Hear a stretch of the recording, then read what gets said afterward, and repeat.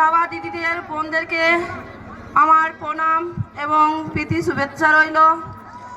এবং নূতন পয়লা বৈশাখের শুভেচ্ছা জানিয়ে আজকে আপনাদের কাছে আমি দু একটা কথা বলবো। সেটা হলো, আমরা এখানে রাজনীতির হাত মিলিয়ে লড়তে চাই।